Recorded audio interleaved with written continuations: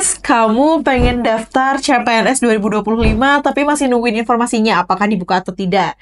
Nah, daripada nungguin informasinya sambil diam, yuk langsung kita sambil cari tahu aja kira-kira lulusan apa aja sih yang biasanya bisa daftar CPNS. Kamu pengen daftar ke CPNS tapi kamu bingung lulusan apa aja yang bisa daftar. Apakah harus S1 ke atas atau lulusan SMA SMK juga bisa daftar? Kalau kamu sedang mencari peluang kerja di instansi pemerintah, kamu wajib tahu nih syarat minimal pendidikan untuk daftar CPNS karena beda instansi akan beda juga persyaratannya. Dan di video kali ini kita akan bahas syarat pendidikan minimal untuk daftar di CPNS bagi lulusan SMA, SMK, D3, dan S1 serta strategi sukses untuk lolos CPNS. Jadi pastikan kamu tonton videonya sampai akhir biar nggak ketinggalan informasi yang penting. Yuk langsung aja check this out.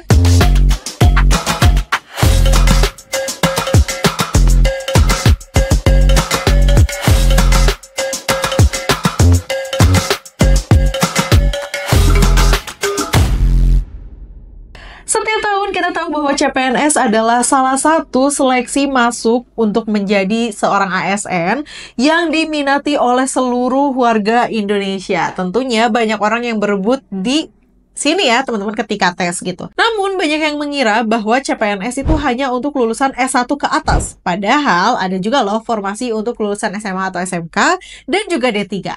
Sebaliknya ada juga yang udah lulus S1 tetapi salah pilih formasi yang tidak sesuai dengan ijazahnya.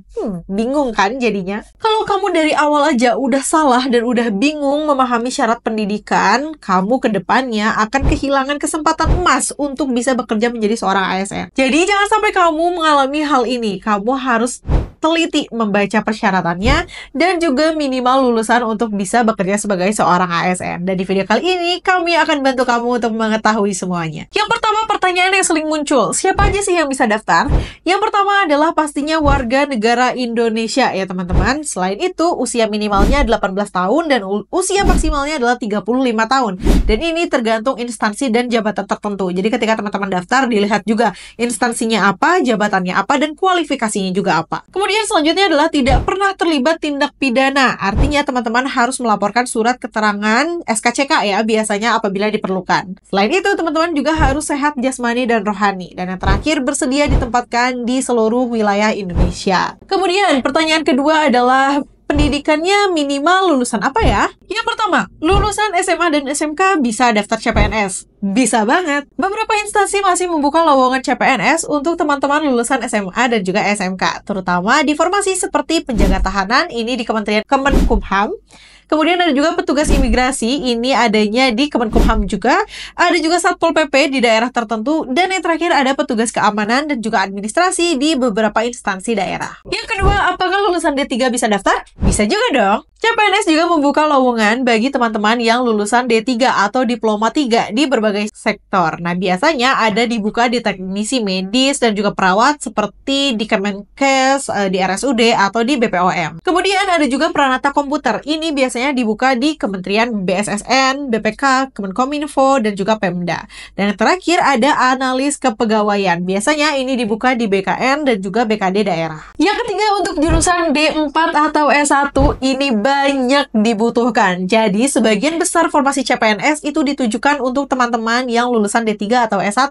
Beberapa formasi yang bisa teman-teman daftarkan adalah yang pertama, guru, teman-teman. Ada dari Kemendikbud, Pemda, atau Kemenag. Selain itu, ada tenaga kesehatan. Ini untuk dokter, apoteker, perawat, psikolog, klinis, dan lain-lain. Yang ketiga, ada juga analis kebijakan, perencana, inspektorat, yang biasanya ada dari Bappenas, BPK, Kemenkeu, dan lain-lain. Yang terakhir, ada juga dibuka sebagai jaksa, teman-teman, yang bergerak di bidang hukum, bisa dari Kejaksaan Agung, atau penyidik PNS. Biasanya ini dibuka oleh KPK, Polri, dan juga Kemenkumham. Selain itu ada juga nih untuk teman-teman lulusan S2 dan juga S3, ada jabatan spesifik yang bisa teman-teman daftarkan. Nah, untuk beberapa jabatan tertentu, lulusan S2 dan S3 ini diperlukan. Misalnya dalam dosen CPNS.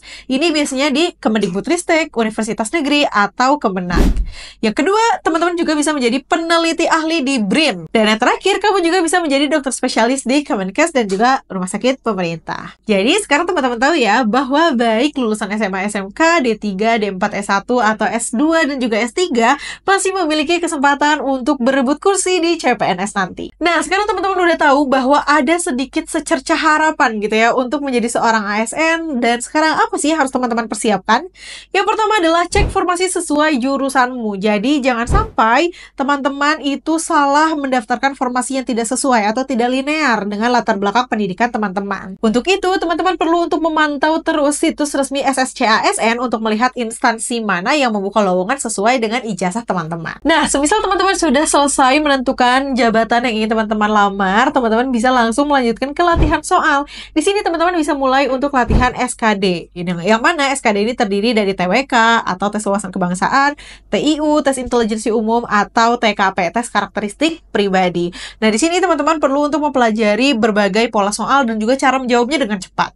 Untuk TWK, teman-teman bisa mempelajari seputar Pancasila, Undang-Undang Dasar 1945, Bhinneka Tunggal Ika, sejarah nasionalisme Indonesia. Kemudian untuk TIU, teman-teman juga bisa mulai melatih diri untuk melaksanakan atau menjawab soal numerik, verbal, dan juga logika yang figural. Untuk TKP-nya, teman-teman juga bisa untuk memulai latihan soal nih teman-teman, karena tes ini akan mengukur sikap teman-teman dalam menghadapi masalah ketika bekerja nanti. Jangan asal pilih jawaban ya teman-teman, pilih jawaban yang mencerminkan karakter ASN yang baik. Kalau misalnya teman-teman bingung mau latihan di mana, teman-teman bisa menggunakan aplikasi Jadi ASN yang bisa di-download di Play Store dan juga di App Store.